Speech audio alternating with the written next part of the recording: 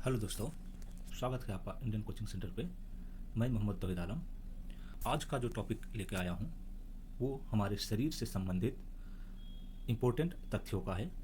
ये कई बार हमारे प्रतियोगी परीक्षाओं में डायरेक्ट यहाँ से क्वेश्चन पूछा जाता है। जी हाँ दोस्तों, यहाँ से डायरेक्ट क्वेश्चन पूछा जाता है, तो ये हमारे प्रतियोगी परीक्षाओं के लिए बहुत ही इम्पोर्टेंट रहेगा। आप मेरे चैनल को सब्सक्राइब कीजिए, शेयर कीजिए, लाइक कीजिए और कमेंट करें। जी हाँ दोस्तों, आज यहाँ पर सबसे पहले हम अपने शरीर में, हमारा जो शरीर होता है इसमें अस्थियों के विवरण के बारे में देखेंगे। हमारा जो शरीर है इसमें अस्थियों का विवरण हमारे खोपड़ी में, हमारा जो खोपड़ी होता है, खोपड़ी में कुल 22 हड्डी होता है दोस्तों। हमारी खोपड़ी में कुल 22 हड्डियाँ पाया जाता है। इसके अलावा मस्तिष्क कोष्ठ की अगर बात की जाए तो मस्तिष्क कोष्ठ में 8 हड्डियाँ होती है। मस्तिष्क कोष्ठ में 8 हड्डियाँ होती है और चेहरे में 14 हड्डियाँ पाई जाती है। हमारे फेस में, चेहरे में कुल 14 हड्डियाँ होती है। यही अगर बात की जाए प्रत्येक आंतरिक कान की, तो कान में 3 हड्डियाँ मौजूद होती है दोस्तों। 3 हड्डियाँ, एक कान में 3 हड्डियाँ होती है। कष्ट में हॉयड अस्थि की संख्या 1 होती है। हॉयड अस्थि की संख्या 1 होती है। और रीढ़ में अस्थियों की जो संख्या होती है, हमारे रीढ़ में कुल अस्थियों की संख्या 33 होती है। रीढ़ में कुल अस्थियों की संख्या 33 होती है। आप लोग जानते हैं दोस्तों कि पिछले क्लास में हम लोग डिस्कस भी किए थे कि पसलियाँ जो होती है हमारे शरीर में, पसलियों की संख्या 12 जोड़ी यानी कि संख्या में 24 होता है। 12 जोड़ी यानी संख्या में 24 होता है। इसलिए इसे इसलिए जोड़े में दर्शाया जाता है क्योंकि ये हमेशा हमारे शरीर में जोड़े में ही पाया जाता है। प्रत्येक अंगूठे में अस्थियों की संख्या कितनी होती है? अंगूठे में अस्थियों की संख्या, हमारे जो अंगूठा होता है, छोटा उंगली, इसमें हमारे अस्थियों की संख्या कितनी होती है? इसमें दोस्तों 2 अस्थियाँ होती है। इसमें 2 अस्थियाँ। वही अगर कंधे पर बात की जाए तो कंधे पर जो है 2 अस्थियाँ होती है। उंगलियों की बात की जाए, हमारे जो उंगलियां हैं, बाकी बात अंगूठे के बाद जितने भी उंगलियां हैं, इसमें 3 हड्डियां मौजूद होती है। इसमें 3 हड्डियां पाया जाता है।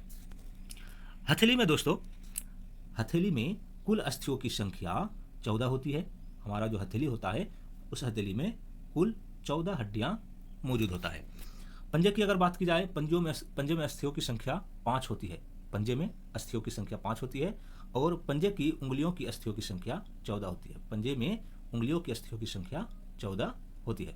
यहाँ से दोस्तों कई बार डायरेक्ट क्वेश्चन प्रतियोगी परीक्षाओं में, जैसे BPSC, Bihar SI,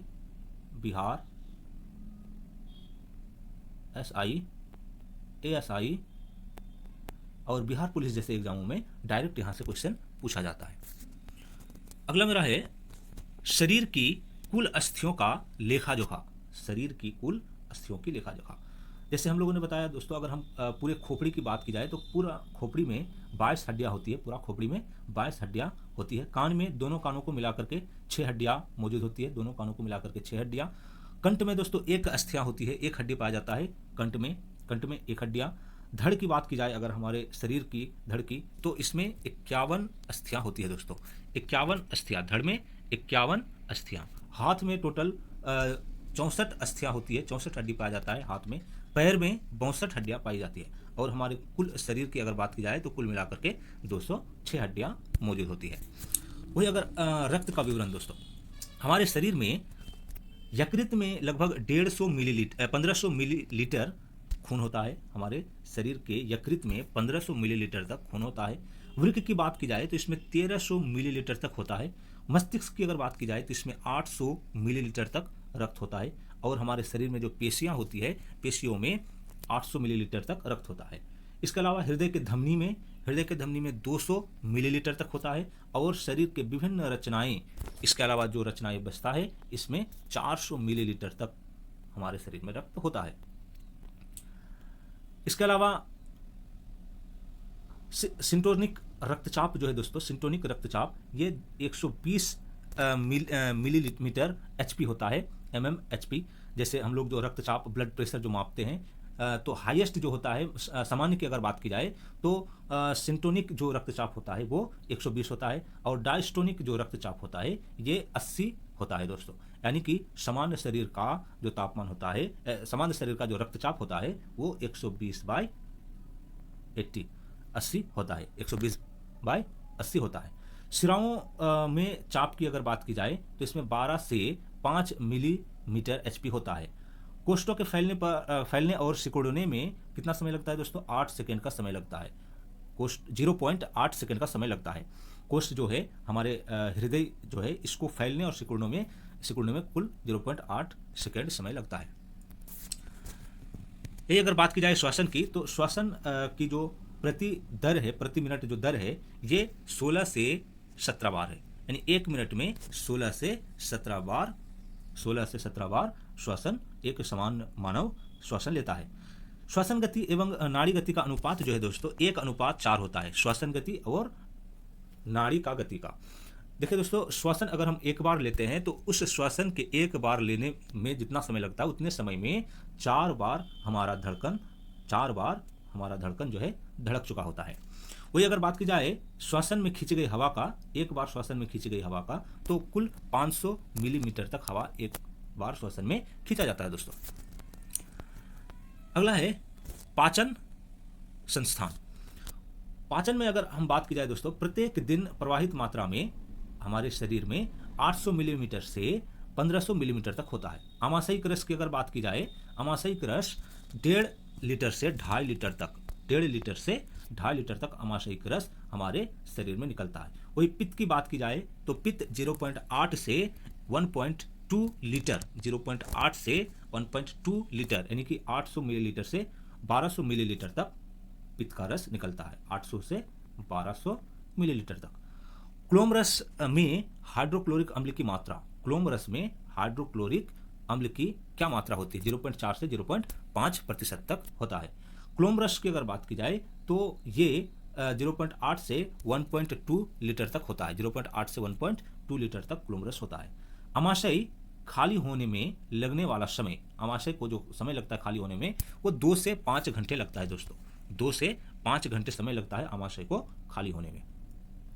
gall bladder की क्षमता की अगर बात की जाए दोस्तों तो ये 50 मिलीलीटर तक होती है, 50 मिलीलीटर तक होती है। गॉल ब्लैडर की क्षमता 50 मिलीलीटर तक होती है। मानव रक्त में इंसुलिन की मात्रा, मानव शरीर में जो इंसुलिन का मात्रा होता है वो 1/250 1/250 मिलीग्राम पर मिलीलीटर होता है, 1/250 मिलीग्राम पर मिलीलीटर होता है।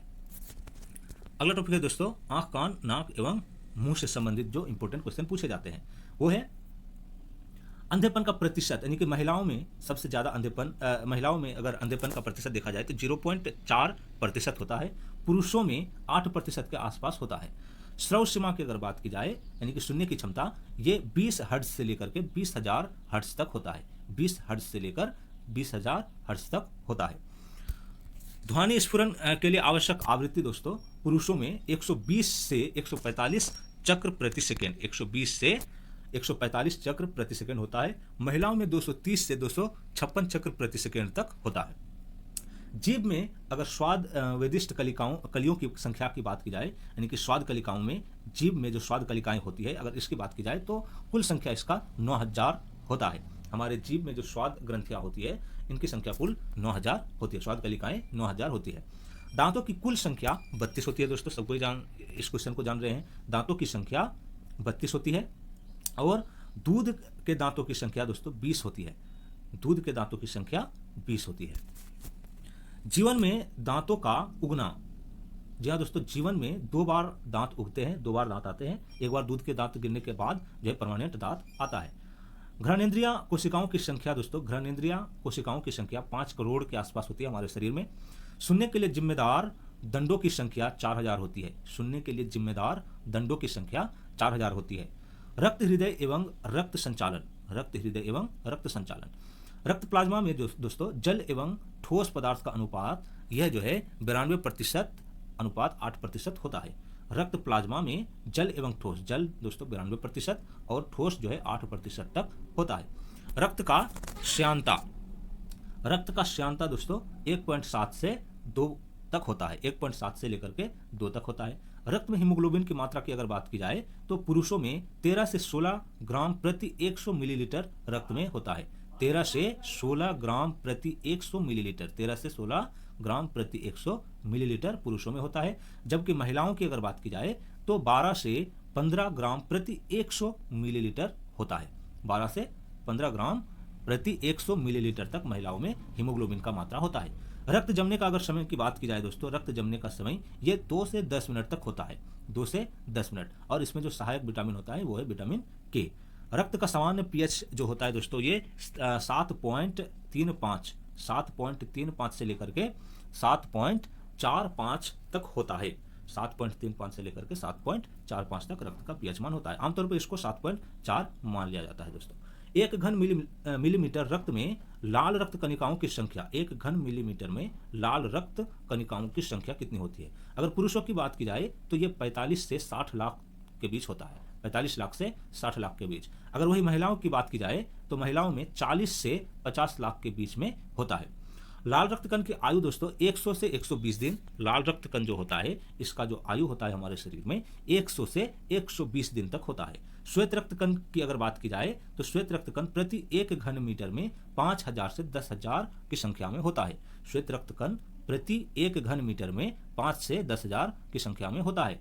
वही अगर बात की जाए, जैसे यहाँ पर श्वेत रक्त कण की अगर बात की जाए दोस्तों तो इसका जो आयु होता है वो 3 से 4 दिन होता है। 3 से 4 दिन इसका आयु होता है। श्वेत रक्त कण का आयु 3 से 4 दिन तक होता है। पुरुषों में हृदय का भार जो होता है दोस्तों, पुरुषों में हृदय का भार लगभग 300 ग्राम के आसपास होता है। पुरुषों में हृदय का जो भार होता है वो 300 ग्राम के आसपास होता है। महिलाओं में हृदय का भार दोस्तों 250 ग्राम के आसपास होता है।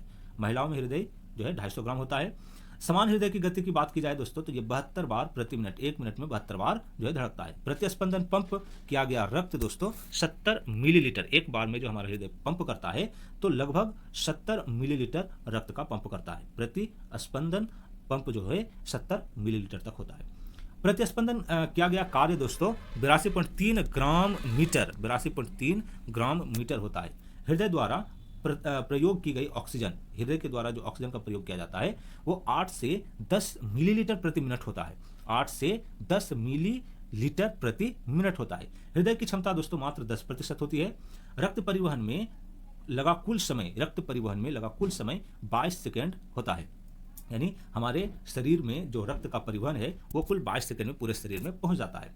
1 मिनट में पंप किया गया रक्त 5 लीटर होता है दोस्तों। 1 मिनट में जो खून पंप होता है हृदय द्वारा वो 5 लीटर होता है। उपापचय की दर की अगर बात की जाए दोस्तों तो पुरुषों में 40 कैलोरी प्रति घंटा वर्ग मीटर होता है और महिलाओं में 36 कैलोरी प्रति घंटा वर्ग मीटर होता है, प्रति घंटा वर्ग मीटर, और पुरुषों में 40 कैलोरी प्रति घंटा वर्ग मीटर होता है। लघु आंत की अगर बात की जाए तो लघु आंत की जो लंबाई है वो 18 से 20 फीट तक होती है। 18 से 20 फीट लघु आंत यानी कि छोटी आंत की लंबाई होती है। बड़ी आंत की लंबाई जो है 6 फीट के आसपास होती है। बड़ी आंत की लंबाई 6 फीट के आसपास होती है। अगला है वृक्क। वृक्क दोस्तों, वृक्क का जो औसत आकार है ये 11 सेंटीमीटर लंबा होता है, 6 सेंटीमीटर चौड़ा होता है और 3 सेंटीमीटर मोटा होता है।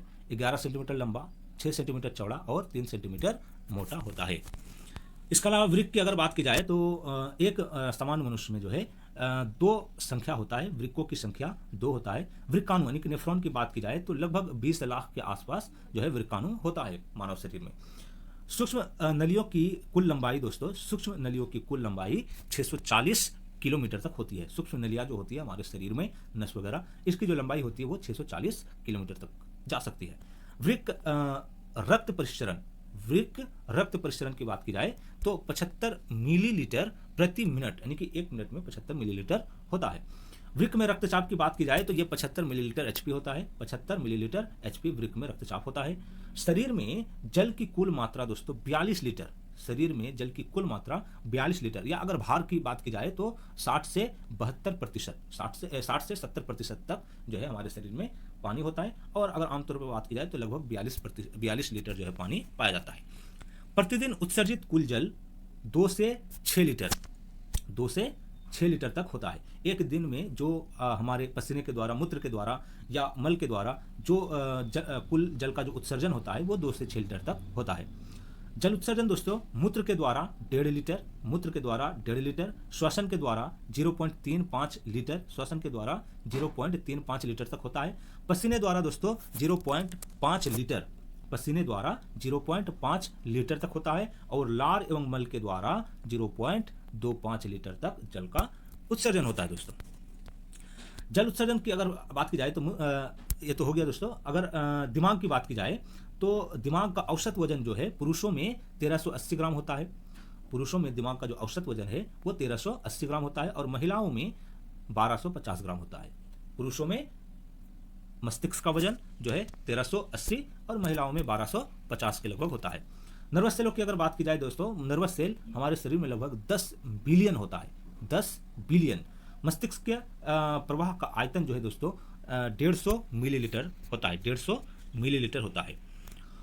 इसके अलावा और हमारे शरीर से जुड़े महत्वपूर्ण तथ्य है दोस्तों, जैसे नाखूनों का पैदावार, नाखूनों का पैदावार, बढ़वार, यानी कि नाखून की अगर बात की जाए दोस्तों, ये एक दिन में 0.714 इंच, 0.714 इंच तक जो है बढ़ता है। पेशियों की यांत्रिक क्षमता की बात की जाए तो ये लगभग 20% होती है। पेशियों की यांत्रिक क्षमता 20%। कोशिकाओं में गुणसूत्रों की संख्या 23 जोड़ा होता है दोस्तों। कोशिकाओं में गुणसूत्रों की संख्या 23 जोड़ा। महिलाओं में मासिक स्राव की मात्रा कुंवारी लड़कियों में 50 मिलीलीटर और विवाहित में 150 मिलीलीटर तक होता है। महिलाओं में मासिक स्राव की अगर बात की जाए तो कुंवारी लड़कियों में 150 मिलीलीटर और विवाहितों में कुंवारी लड़कियों में 50 मिलीलीटर और विवाहितों में 150 मिलीलीटर तक होता है। अंडाशय से युक्त कुल परिपक्व अंडों की संख्या, अंडाशय से मुक्त कुल परिपक्व अंडों की संख्या लगभग 400 होती है दोस्तों। वृषण की संख्या 2 होती है। मानव में वृषण की संख्या 2 होती है। पूर्ण विकसित अपरा या भार जो है दोस्तों 500 ग्राम से 1 किलोग्राम होता है। वीर्य में स्पर्माटोजोआ की संख्या 100 से 225 मिलियन होता है दोस्तों। 100 से 225 मिलियन वीर्य में स्पर्माटोजोआ का जो संख्या होता है वो 100 से 225 मिलियन तक होता है। तलहथी एवं तलुओं में रंध्रों की संख्या दोस्तों 3000 प्रति वर्ग इंच होता है। रंध्रों की संख्या जो है 3000 प्रति वर्ग इंच होता है। पैर, पीठ इत्यादि में रंध्रों की संख्या 500 से 600 वर्ग इंच होता है। पैर, पीठ इत्यादि में रंध्रों का जो संख्या होता है वो 500 से 600 वर्ग प्रति इंच होता है। आज के लिए बस इतना ही था दोस्तों। सब्सक्राइब करना, शेयर करना और लाइक करना बिल्कुल भी ना भूलें और पढ़ते रहिए, मस्ती करते रहिए। Bye bye.